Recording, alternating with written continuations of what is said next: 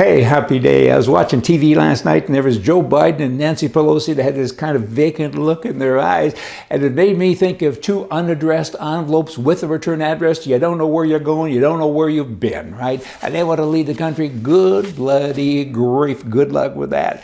China. You know, the Chinese government, I just found out something the other night. Shocking news, actually. They have more than $1 trillion worth of public company value.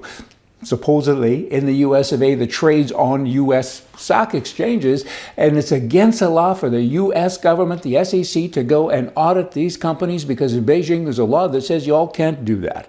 President Trump, I mean, I know you've done a great job with regard to red tape. You've cleaned up so many things, but please get into the SEC and halt this kind of stuff. I mean, you got guys not unlike me, buying stock, buying shares, and the information, it's often misrepresented and often it doesn't even exist, and we think it does kind of, sort of. Maybe you all got to get in there and fix it. This Chinese law that mandates company records must stay in China prohibits any major international accounting firm from properly examining Chinese businesses. A shocking thing to learn.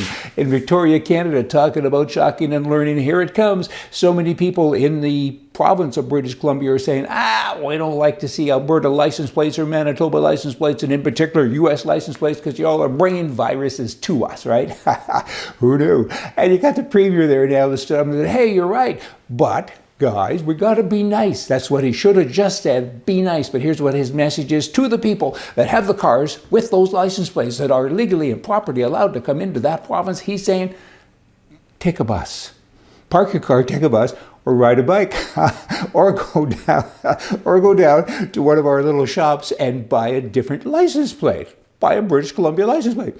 You can't make this stuff up. I mean, he's the leader of the NDP party, which is a code for socialist, which of course is code for stupid, right? I mean, who does that? I would suggest that you get your place changed. I would suggest that you ride a bike. I'm repeating, but you just gotta. I mean, I would suggest public transit. Good grief. I suggest you stop talking. That would be good. In Seattle, you have another person there, another political leader who's also a left-wing whack, right? She's the mayor, Jenny Durkin. And now she's saying, we got people attacking us at our houses, and they're putting graffiti everywhere, and they're saying it is hate mail, and our lives are actually being threatened. When I say we, she is referring to counselors and herself, of course, and this is the same group that says get rid of all of the police. And now they're phoning the police, and they're saying, can I exchange phone numbers with all the bad guys? Could you get a hold of them, please? Because we need to chat. Because they're threatening my life, and it's not very nice. It always reminds me of that liberal guy that comes home. He's against guns. He's against God, comes home and there's a bad guy, you know, he's stealing, he's raping his wife, doing some awful things. What does he do? He rushes to the phone, he phones a policeman who has a gun, and he prays to God that he gets there quickly.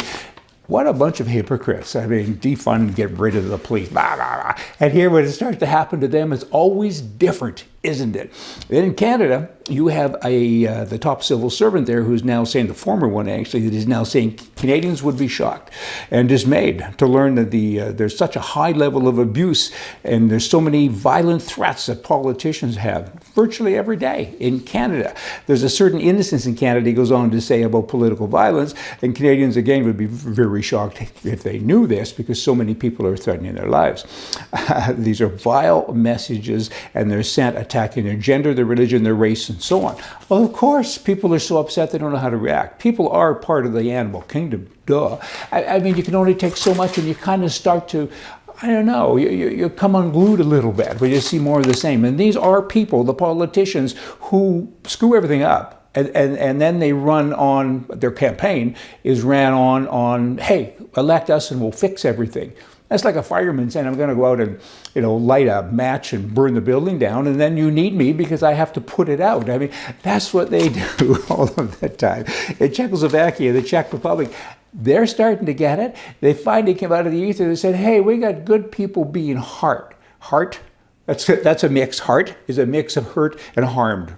Okay? And these people are being hurt. And so we have to care for them. Oh, but we can't anymore, so they can care for themselves. We're going to pass the equivalent of a Second Amendment. The proposal now will alter the Charter to include language that roughly translates to this: the right to defend one's life or another's life and weapons is guaranteed under the conditions laid down by the new law that's going to come in. And this proposal introduces a constitutional enshrinement to the right to defense with guns.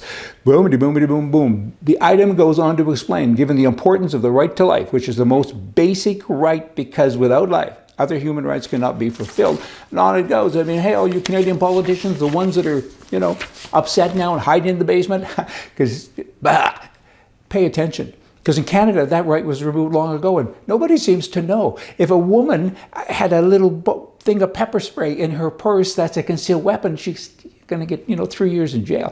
75% of all Canadians, I get this from car mechanics, are premeditated criminal activity, because when they take their cars in to get fixed, they always find fish bunkers and golf clubs and different things in there, and they're preparing to commit a crime because they want to defend themselves, defend their lives, right? And that's a criminal behavior in Canada. Of course you're getting your fences spray painted, and of course you're being threatened because you're dumb. Terrible stuff. Stupid thief file. This is an old one, but it's a good one. It's kind of neat. There's a fella, he's a 25-year-old, was at the time, and he was charged with attempted robbery in connection with a purse snatching incident at the shopping center. and during his trial, he opted to be his own lawyer. So he had a fool for a client, right? And he said, hey, I'm smarter than everybody else. And he looks at the woman. He chokes me up. His accuser. And he says this: did you get a good look at my face when I took your purse? The judge said, oops, tilt. Everybody, should we have a reset here? The guy, I want to hire a lawyer now. So he did, but it was too late. He got 10 years in jail. The utility company is kind of like a real estate company or a realtor. Location, location, location.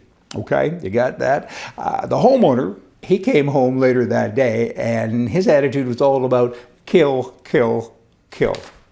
Hey, y'all come back for more from the right tomorrow. Later today, the day after tomorrow, y'all keep coming back because we got stuff.